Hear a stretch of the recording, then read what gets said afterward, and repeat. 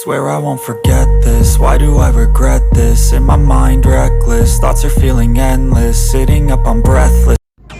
আসসালামু আলাইকুম বন্ধুরা, সবাই কেমন আছেন? আশা করি অনেক ভালো আছেন। আমি অনেক ভালো আছি।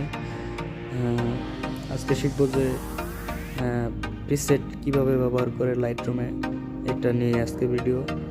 সো প্রিসেট প্রথমে ডাউনলোড করতে হবে। আমাদের এই ভিডিওর ডেসক্রিপশন বক্সে লিঙ্ক প্রোভাইড করা থাকবে, ওখান থেকে আপনারা ডাউনলোড করে নেবেন। ডাউনলোড করার পর আমাদের ইনপুট করতে হবে। ইনপুট করার জন্য আমাদের যেটা করতে হবে সেটা হলো আমাদের সামনে যে দেখতে পাচ্ছি যে এখানে প্লাস আইকন আছে, এই প্লাস আইকনে ট্যাপ করতে হবে। সো আমি এখানে ট্যাপ করব। সিম্পলি এখানে ট্যাপ করে দেওয়ার পর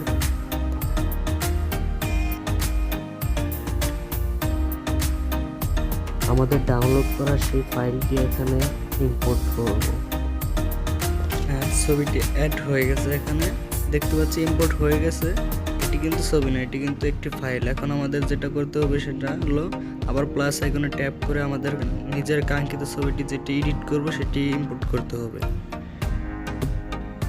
ছবিটি ইম্পোর্ট হয়ে গেলে এখন আমরা প্রিসেট ফাইলটি ওপেন করব। ওপেন করার পর কিছুক্ষণ লোড নেবে, আমাদের ততক্ষণ ওয়েট করতে হবে।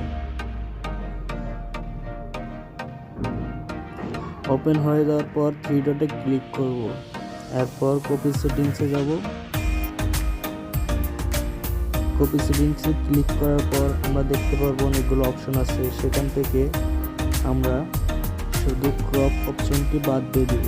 ক্রপ অপশনটি বাদ দিয়ে যেগুলো খালি বক্স আছে এগুলো রাইট অপশন ক্লিক করব। সবগুলো রাইট করার পর আমরা কোনার সাইডে দেখতে পারবো রাইট অপশন, এখানে ক্লিক করব। তারপর কপি হয়ে যাওয়ার পর আমরা আমাদের কাঙ্ক্ষিত ছবিটিতে চলে যাব। ছবিটি ওপেন হয়ে গেলে আবারও থ্রি ডটে ক্লিক করব। এরপর আমরা সিম্পলি পেস্ট সেটিংয়ে ক্লিক করব।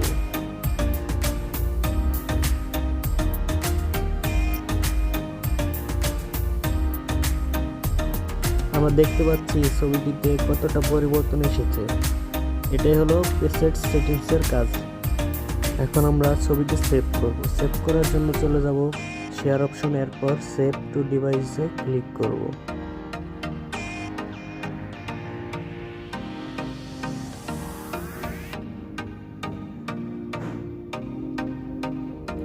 আমরা দেখতে পাচ্ছি অল্প সময়ের মধ্যে ছবিটি সেভ হয়ে গেছে। এরপর ওকেতে ক্লিক করব।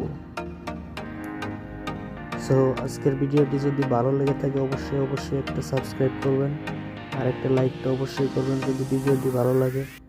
আর কীরকম টাইপের ভিডিও চান অবশ্যই কমেন্ট বক্সে জানিয়ে দেবেন।